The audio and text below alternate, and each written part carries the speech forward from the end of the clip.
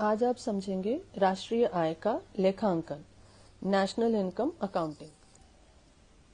Martial के अनुसार किसी देश का श्रम और पूंजी उसके प्राकृतिक साधनों पर क्रियाशील होकर प्रतिवर्ष भौतिक और अभौतिक वस्तुओं का एक शुद्ध योगफल पैदा करता है, जिसमें सभी प्रकार की सेवाएं सम्मिलित होती हैं। यही उस देश की वास्तविक शुद्ध वार्षिक आय या राजस्व या राष्ट्रीय लाभांश है। सूत्र में कैसे लिखेंगे? शुद्ध राष्ट्रीय आय इज इक्वल टू एक वर्ष में देश में उत्पादित कुल वस्तुओं और सेवाओं का मूल्य, उसमें से मशीनों का मूल्य ह्रास घटा दिया जाता है और उसमें विदेशी विनियोगों से प्राप्त लाभांश और ब्याज को जोड़ दिया जाता है।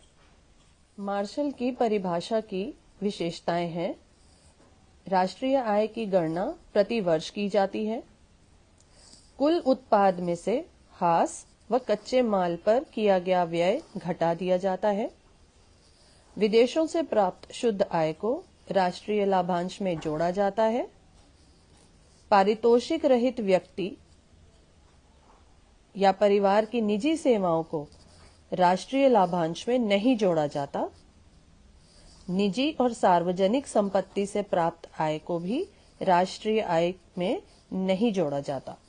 प्रोफेसर पीगू के अनुसार राष्ट्रीय आय समाज की वस्तुपरक आय का वह भाग है जिसे मुद्रा में मापा जा सकता है और जिसमें विदेशों से प्राप्त आय भी सम्मिलित होती है। प्रोफेसर पीगू द्वारा दी गई परिभाषा की विशेषताएं हैं कि यह परिभाषा सरल है, व्यावहारिक है। एक वर्ष में उत्पादित केवल वे वस्तुएं राष्ट्रीय आय में शामिल की जाएंगी जिन्हें मुद्रा के मापदंड द्वारा मापा जा सकता है, और विदेशों से प्राप्त शुद्ध आय को भी राष्ट्रीय आय में शामिल किया जाता है। राष्ट्रीय आय के संबंध में कुछ उल्लेखनीय बातें आपको पता होनी चाहिए। राष्ट्रीय आय में केवल अंतिम वस्तुएं ही शामिल की जाती हैं। दूसरा, विदेशों से प्राप्त होने वाली आय को जोड़ दिया जाता है और विदेशों को दी जाने वाली आय को घटा दिया जाता है। राष्ट्रीय आय में जो अनुत्पादक सौदे होते हैं, जैसे हस्तांतरण भुगतान, पुराने सामान की बिक्री, इनसे संबंधित सौदे, इनको शामिल नहीं किया जाता। राष्ट्रीय आय की विभिन्न संकल्पनाएं या अवधारणाएं हैं जिन्हें जानना आपके लिए जरूरी है, जैसे बाजार कीमत पर सकल राष्ट्रीय उत्पाद। सबसे पहले देखिए बाजार कीमत पर सकल राष्ट्रीय उत्पाद यानी gross national product at market price, जिसको आप GDP और नीचे MP लिखते हैं साथ में मार्केट प्राइस के लिए। एक लेखा वर्ष में एक देश की घरेलू सीमा में, यानी विदेशों से व्यापार में नहीं बात की जा रही है, घरेलू सीमा की बात की जा रही है। एक लेखा वर्ष में एक देश की घरेलू सीमा में सामान्य निवासियों के द्वारा अंतिम वस्तुओं और सेवाओं के बाजार मूल्य,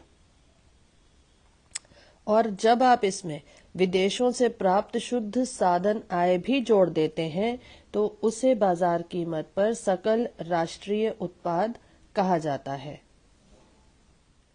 इसको फॉर्मूले में कैसे लिखते हैं? GNP और उसके साथ नीचे लिखते हैं MP मार्केट प्राइस के लिए is equal to GDP। GDP है ग्रॉस डोमेस्टिक प्रोडक्ट, उसके साथ भी नीचे लिखा हुआ है MP मतलब मार्केट प्राइस प्लस विदेशों से प्राप्त शुद्ध साधन आय।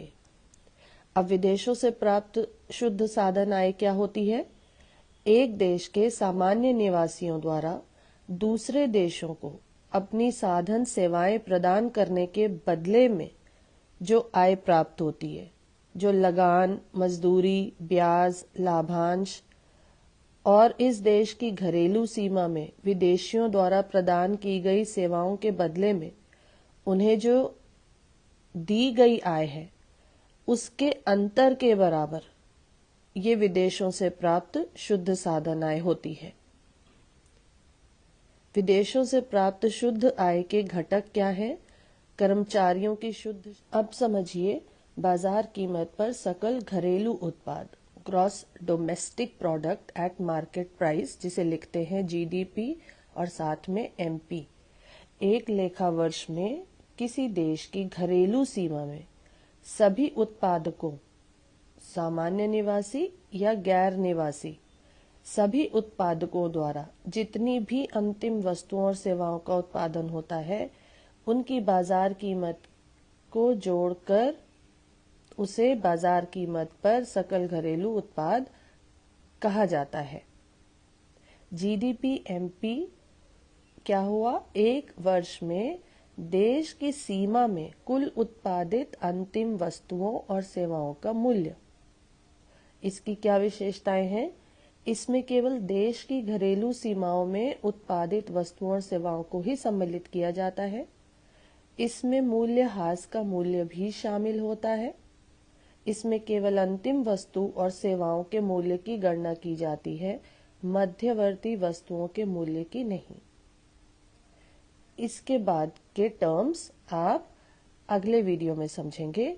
Thank you for watching.